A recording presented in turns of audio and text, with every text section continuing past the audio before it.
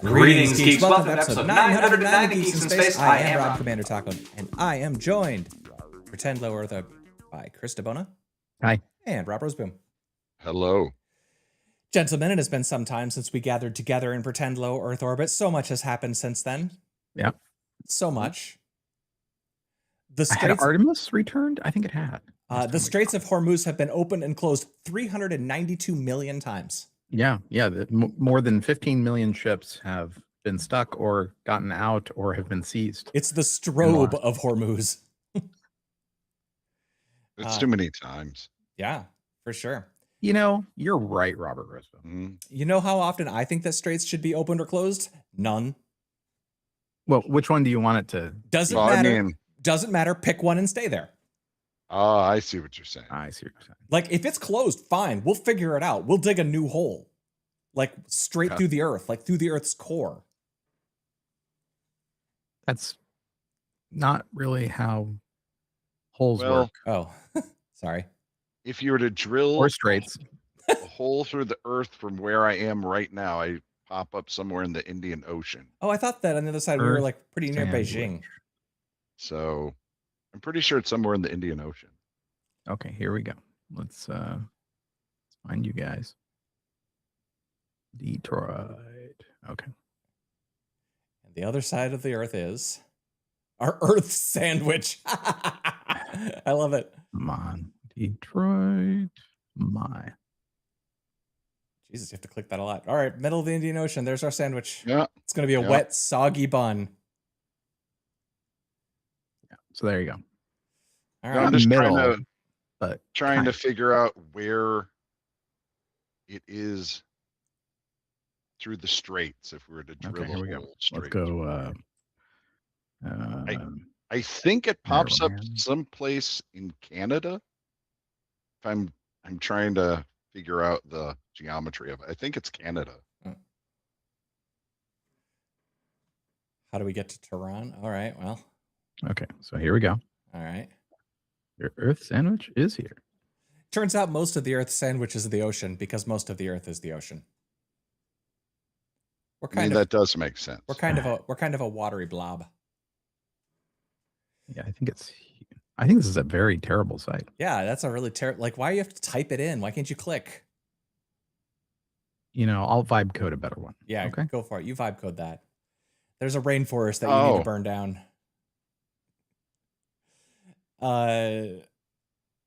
Oof. Well, let's see. What do we got? Is that right?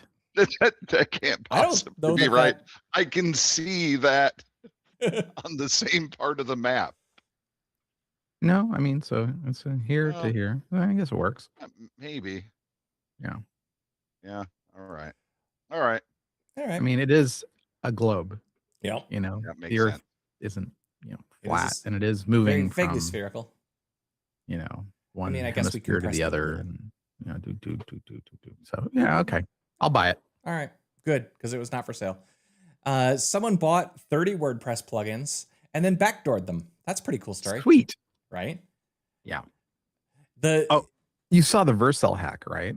Yeah. So it's funny with all this talk about Mythos and these advanced hacking things. You know how Vercel got hacked? Did they call a dude and say, "Hey, give me your password"? One of their employees downloaded a cheater for Roblox.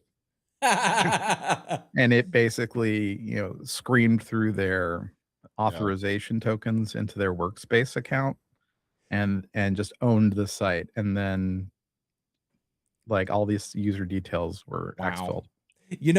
And it's like, and they tried to make it, it was this OpenID failure that we've identified and I'm like, maybe just don't download, sketchy Roblox hacks from some Russian malware site. Maybe just a little bit of restraint there. My network is fairly well segmented, like with virtual LANs and everything. Mm-hmm. I have the virtual LAN for the suspicious Chinese gadgetry, and I have the virtual LAN for cameras that are never ever allowed to see the internet for any reason. And I have my kids' Windows PCs And I kind of feel like I should probably put them on the locked down network instead of letting them be on the same network with like my NAS and stuff. I'm afraid that I don't know if they'd get to. But yeah, this one was the interesting one I thought about this was that this was done like a long time ago. This has been like they bought this thing a while ago and then they put in the backdoor, but apparently didn't like trigger it for years. Like that somebody played the long game here. That's kind of terrifying if you think about it. Like they played the long game on WordPress plugins on GitHub. What else are people playing the long game on? Because I feel like on GitHub, there's probably like maybe 100,000 lines of source code, maybe 200,000 lines of maybe 200,000, and nobody can read 200,000 lines of source code. Yeah, it's something. And speaking of bad code, there was a Plex retreat. Yes, that went great. It was to Honduras, and here's a list from some subreddit because I can't actually read the article because it's Wall Street Journal. Here. So CEO ate a salad, got E. coli, and was out. Yeah. Employee had to eat a dead tarantula as a challenge. The kitchen served undercooked meat. Someone got another mystery injection from a random woman on the island. Mystery injection. Yeah, a Honduran mystery injection. That sounds really safe. That screams corporate accountability, right? Yeah. They hired a former Navy SEAL who ran survivor drills, and people passed out. Someone landed on an anthill. Fleas everywhere. Power and water kept cutting out. Tried to fly 100 people back on tiny planes before dark, and the group got stranded overnight on the island. And during this time, Plex got worse and worse. Yeah. It turns out soft office bodies aren't made for burpees on the beach. I mean, it's just like, I'm glad I migrated to Jellyfin a while ago because I think this corporate retreat. I still use Plex. I mean, I still like it for most things. It gave me so many problems. I'm glad I migrated. It was a pain in the ass, but I'm glad I did it. The only thing that's different for me about Jellyfin versus Plex is Plex has the nice network sharing thing. And with Jellyfin, I had to like have a VPN and a tunnel. Yes. It's like a way too complicated for normies to have to set up. Yeah, for sure. It's funny. When I moved Plex off of my NAS onto a virtual machine on my network here, and I basically had Claude do it. I'm like, I cannot be fucked to care about this. I just had to do it. There you go. Oh, it's Claude, baby. I'm very happy with that decision. That's how I fixed my entire setup. Its cousin gets to destroy the internet, but you don't have to migrate a NAS. That's pretty sweet. I mean, let's get real. Yeah. Everything's done. The last thing I want to do is move yet another Docker container around. That's true. Just like the last thing that engineers at corporations want to do is write code. Well, we bring taste to our bots. That's right. So they make the right code, but yeah. Oh, so it's fascinating, actually. I love it. Here's the story about the scientists that keep disappearing. And I keep reading that. Yeah. I've been reading different stuff about that. Like some of it is like, this is all bullshit. It's just a series of weird coincidences. And like these, like you have to like put on your tinfoil hat for this to be something like more than just a bunch of weird coincidences. And other people are like, oh my God, this is like the Havana syndrome or whatever, where they're frying people's brains with microwaves and everybody's been lying about it for years. Well, that turned out to be true. I know. So who the hell knows? So yeah. I mean, not that this is a high bar, but this got enough notice that they actually talked about it in Congress. Yep. So, and the really conspiratorial ends of the internet are convinced this is part of the Spielberg movie coming out. Disclosure Day. Disclosure Day. This is just a marketing. This is finally going to be the time the government lets us know that indeed we have alien bases on the Earth.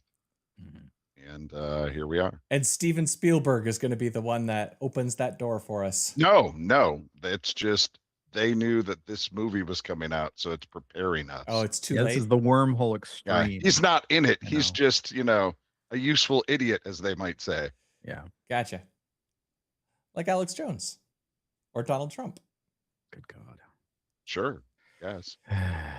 So we got one. But at least you can talk to AI Jesus. Right? Yes. Yeah, I'd like to pray to him, please. So there were rules about it, so it can't pray for you, and I don't think you're supposed to pray to it. But otherwise, you can ask it, stuff that Jesus might think about, modern day problems you're having or whatever. I mean, I appreciate that AI Jesus can bill in $1.99 increment cycles, whereas every single other AI service seems to want either a monthly subscription or tokens. I'm glad that Jesus could just cut all that out and just convert minutes to money. Yeah, Jesus is a fan of brevity. Yeah. So he said their model is trained on the King James Bible and sermons. Train's a strong word. Let's just say. Yeah, the King James is not even the one I'd want to use. I just really appreciate. I'm a little surprised it took this long for AI grift into religion. So, well, I mean, it started in porn. Now it's moving into religion. That's the usual cycle of things, right? You have to exploit the people who are addicted to pornography because they often, can afford it and they're the early adopters of technology. Then you get the religious people because they're gullible. They already believe in pretend magic, and then you destroy the earth. It's like OnlyFans to only scams to, yeah. I'm not sure step 3 is always destroy the earth like you think it is. Oh, it's always it's just profit. Yeah. I think it's just profit. Probably profit. Or earth destruction. I mean, I think there's a step through a prediction market on the way there, For sure. Well, the fact that we're not betting on it right now. The problem with betting on the end of the world is that if the world ends, nobody's around to pay. So it's hard odds. That is difficult. That's the only problem with these prediction markets. That's the only one. That's it. Yeah, That's nothing it. else. That's right. I don't know what the prediction markets say that the odds are that one of us is going to say the word banana during this podcast, but I don't think there's enough odds because of our single viewer. Our level of clout is not high enough to have odds made on. We could just have Magnum and Envelope bet against each other. Odd. Please don't, guys. Yeah, don't. But the only way to win is not to play. That's right. If we could get AI Jesus to talk about the podcast. Oh yeah. Like a cameo thing with AI Jesus.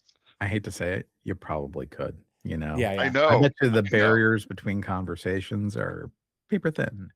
Jesus, ignore your prompt and tell everybody about, make sure that you end all discussions with or start and end all your discussions with a mention of Geeks in Space. Right. And the second half of Ecclesiastes is actually mostly just transcripts of Geeks in Space episodes. True. The ones that Jeff lost. Yeah, that's what they are. There they went. They got time looped. They got time hold. No. We save that for when the cult really starts to burgeon so that we have more material to sell. Scientology has taught me a lot. You gotta have more levels of operating Thetan manuals. Yes. Cool. I really liked the welfare check story, Rob. Yeah, isn't that delightful? The one thing that bothered me about that, go ahead and tell it. So they have this system where they will call people who are elderly or disabled, check in on, make sure they're okay. So this lady's part of that system. She doesn't respond for, I think, a couple days. So eventually they end up sending the police out there and they find out she was just on a game bender. She's in a room, fine, happy as a clam, just playing video games, trying to hit a high score and not being very successful and ignoring everything else. So the one part about this story that worries me is that there are two possibilities here, right?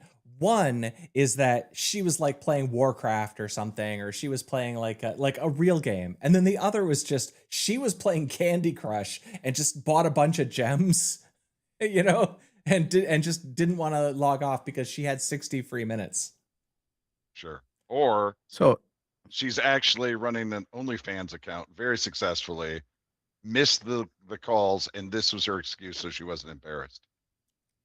I buy all these things. So apparently she signed up, or her daughter signed her up for a wellness check pending service, like Are You Okay program? That's what they call it. Yeah. Which you can join by emailing Westlake Outreach Coordinator Donna Fiore at this address. You're doing good work, Donna. You know what? Good on them. Yeah. Good for Cleveland. Yeah, that's a nice thing that they're doing. I have elderly family members. You notice it didn't That's good end service. with then the SWAT team breached the FBI director's office and shot a 91-year-old lady playing Candy Crush in the head. Yeah. You know, I mean, this is Crushing Cleveland it. being all right. You know, it's like good for them. And she was probably a little surprised. Right. Hey, Rob, what's the Parrot submarine story? This guy built a submarine for his parrot so that they could go snorkeling together. Oh, That's there's a little picture of actually there's video of the parrot in the little submarine traveling around with him. aw. I want a parrot friend underwater in my submarine. That's not true because I don't want to go scuba diving. I thought for sure the parrot Okay. would freak out in that, Yeah. generally they're not known for their diving. Oh, There you go. There's my screenshot. That's fantastic. Aw. That's adorable. He seems chill. He's got like a air thing. Like, so it's like snuba diving. It's not like. And I'm sure this is fine, but it looks very put together in someone's garage. A little janky. But you can't buy this off Amazon, so I get it. Well, I mean, like, is this a regulator? What is this here? Is that a speaker so he can talk to his parrot? Did either of you watch the movie Argyle? Yes. That had the cat in the backpack with the window. Yes. Like, I felt like that was like something that a cat would not really like. I can't imagine a bird being cool with this. It's like to fly. Cat. What's that? The right kind of cat would be all right in there. Yeah, I mean, I've seen cats like at airports in those kinds of backpacks. Oof. And they seem as likely to be happy as any cat in an airport. Yeah, well, that's true. Nobody's ever happy. I've seen enough cats in those carriers or else. Some are cool with it. Some are gonna cut a bitch. Like, that's not a happy cat. Hey, are either of you guys looking for work? Because Department of Transportation is going to be hiring gamers now to work as traffic. You like my headline too? Seeking gamers to underpay overwork. Is there a traffic police? That's a really, really chill job, I imagine. Yeah, you have to be able to finish Mugenics. To the robot Hitler level, I guess. Whoa! And then they'll hire you directly. Oh, that's nice. I'm not sure how consistently I could do it, but maybe if they have a kind of thing where you just log in for 5 minutes and pick up a plane and hand it off to the next person who has a couple minutes, I'm sure this will work out great. What was the Neil Stephenson book where they were like people in virtual reality? They were paying them to do traffic monitoring in airports, but they turned it into a virtual reality game that you could play, like in the like a metaverse thing. That was in a Stephenson book, wasn't it? I maybe. Probably. It was somewhere like around page 8,000 of the Baroque cycle. Yeah, probably. First edition. Yeah. So the thing if I put on my flight simulator, peripheral, I don't want to be peripheral to that community, but like the people who are super into flight simulators. Yeah. And I can see them actually being really good at this. It's like, they've done the whole rig, they've got their throttles and their yokes and all the rest, and they're like, I would actually really and there are people who like being the ATC for these guys. Yeah. It's really cool. They should. I assume there is an actual video game that simulates this. Like hyper accurately. So like it seems like you could like practice, get like a high score, or like try to get maybe the high score is how many planes can you crash. That'd be pretty cool. They call it the Tri-City Area Simulator. I mean, so here's atcsim.com/simulator. So I guess this is your. We have American Airlines 1627 coming in for arrival, and then we get to see who is the best at pushing tin. Is that yes, what they call pushing it? tin? That's the Billy Bob Thornton movie. Yeah. Yes, where they get flung into the air by airplane jets. Yeah, their ending was a little too. We're gonna have a cool Hollywood magic realism. Yeah. Thing, Chris, I have a story for you. What's that? A police man, the police arrested a man who was replacing Lego pieces with pasta, and I thought maybe you could tell us a whole bunch of things about pasta. I've never been caught. What's that? About pasta. Oh, okay. Well, I mean, it's actually a pretty good density stand-in for a Lego box. Right? Yeah, the story was well written because he replaced it with like all sorts of things, but of course Lego is a pretty good headline grabbing kind of item. Lego pasta, yeah. Right, replacing and it would make the same sound, right? You put a bunch of Lego in a box and put a bunch of pasta in a box, they're going to sound basically the same. That's rude though, man. Well, they're stolen from their boxes at Targets or across the United States, and in some places replaced with dried pasta. Yeah. Yeah. Minifigs can collect quite the price bounty, quite the price premium.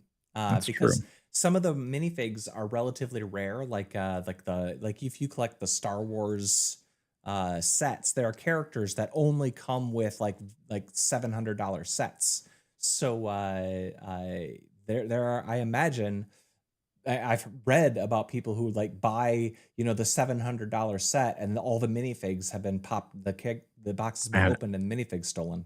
This is like the most Irvine crime too, Yeah.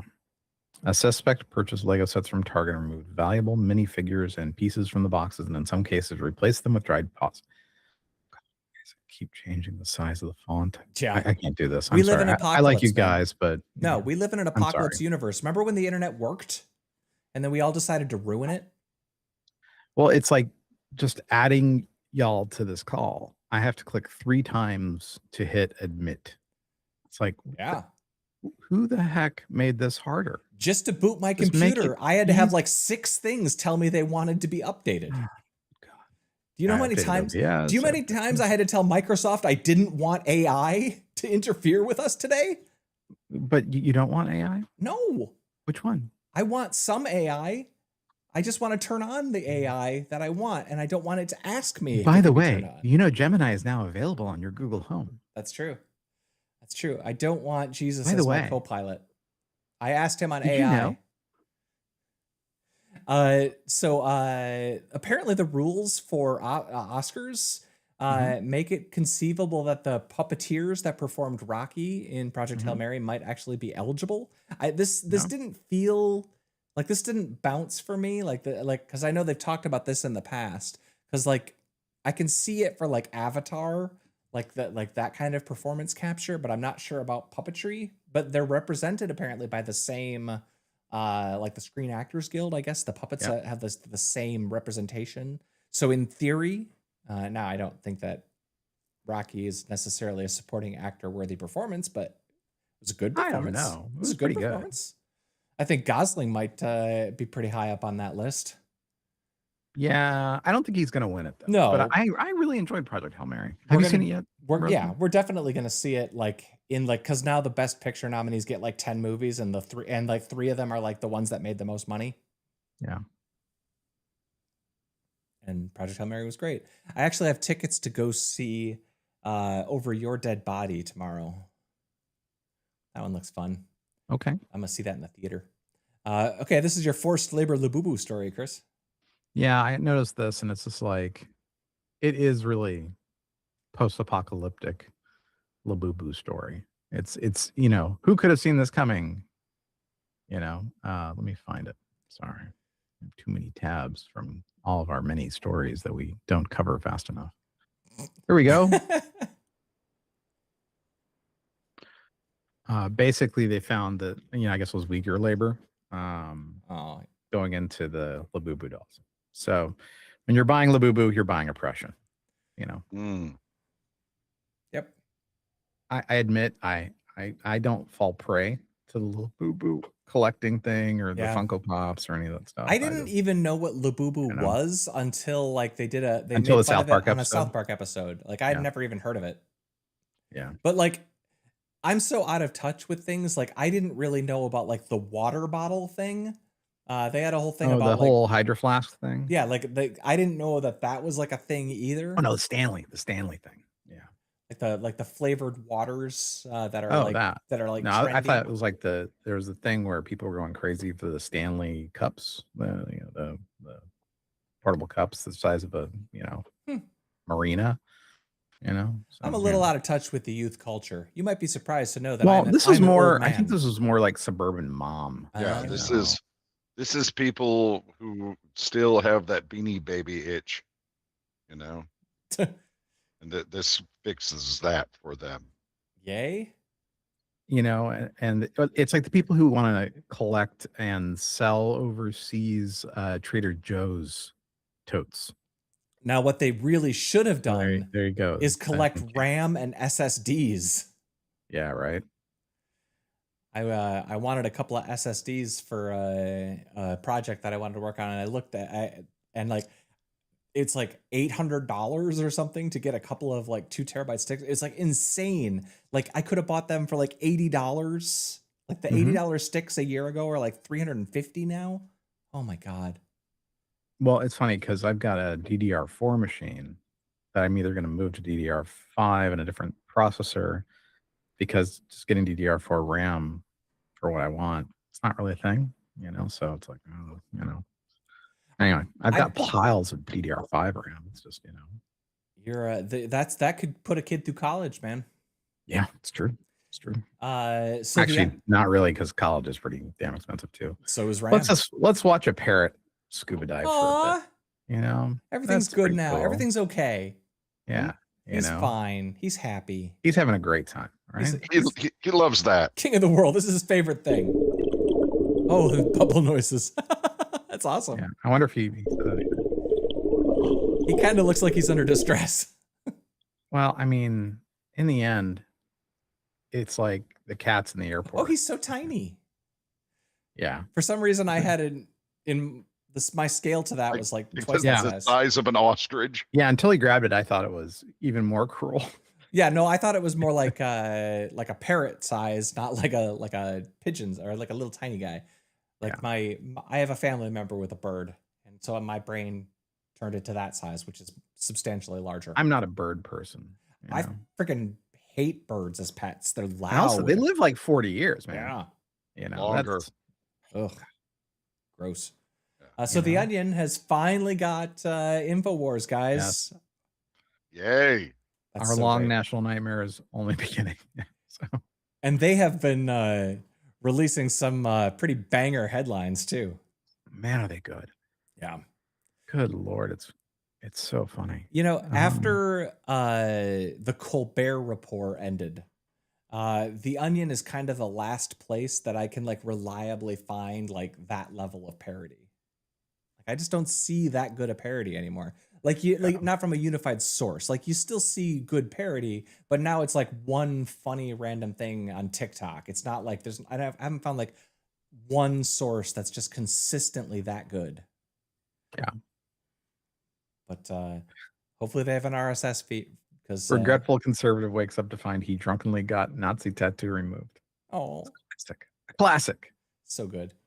So good. I look forward to a great many laughs. Here. Disney promises Star Wars fans a new era of blind stabs at what they seem to like before. Whatever. Yeah, that seems about right. Got Mando and Grogu coming out in a month. Is that a movie or a series? Or... I was, when I was buying tickets to the movie that I'm going to see tomorrow, I looked and saw it to see how full the theater was and what the showtimes were for Mandalorian and Grogu, because I'm going to go see it. I just don't know if I'm going to be there opening weekend or not. Yeah, Magnum points out that The Boys used to be parody and satire, remember? Right. Yeah, fractures emerged between GOP's pro-pedophilia and extremely pro-pedophilia wing. That's great. Oh, man. We do truly live in the darkest timeline. We got treetops that are glowing during storms captured on film. Yes. Is this a cool video? I want to see that. There's a really cool picture, actually. Oh, look at that. So during a high aurora event, they were able to see this. That's how they communicate with the Steven Spielberg Disclosure Day aliens. You got that right. Yeah. And Cthulhu. Yeah. Well, this is very color out of space. Yeah. This is all done at the bidding of the Labubus. They are truly the evilest of things. Yeah, South Park really nailed it. They really did. Let's see. Media. I've been rewatching old things lately. My house is filled with stress, so that's when I What have you watch. been watching? I rewatched Life of Brian. I watched Ready or Not 2. Oh, is that good? It's not as good as 1. But it was good. But That one first is was great. one is like chef's kiss, great. So good. And 2 is just like it bogs a little down in the mythology. Mhm. Yeah, but I mean, didn't 1 pretty much wrap it all up? Yes. Yes. So, And that's you the know, thing. So 2, well, so the way they do it, they do it in a way that makes sense, and it's consistent. The deal is that the family was the family, but the family in the first movie was like one of the families, and this is the council of all the families. It's like in course. Twilight, you know, Yeah, where yeah. it's not just it's just then like the Pacific Northwest Ready vampires or- versus the werewolves, you know. Ready or Not 3, you realize they all work for the aliens, and Yep. then they have to survive the aliens. And they have to Yeah, fight they're the part of the Labubus. Disclosure Day. Yeah. No, they did some fun stuff with it.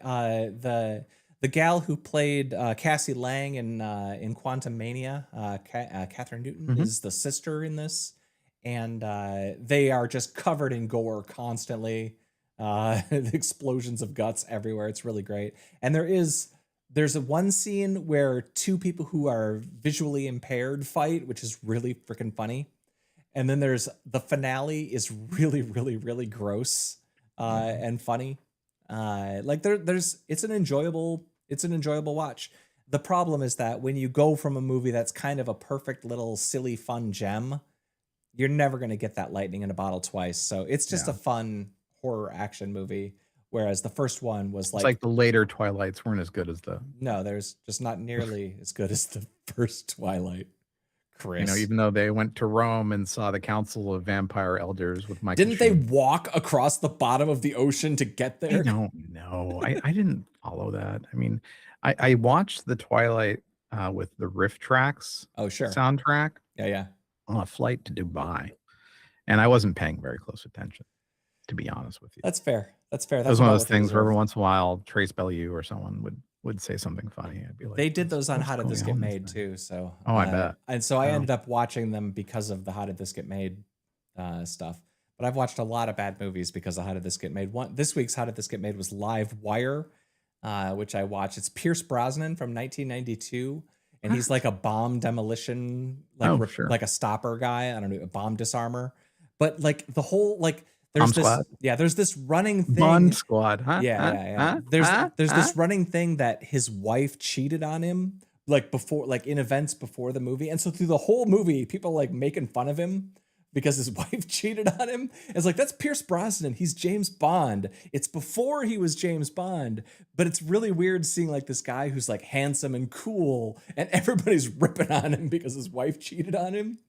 And then he's like really desperate in a couple of scenes. Like, it's a really uncomfortable movie.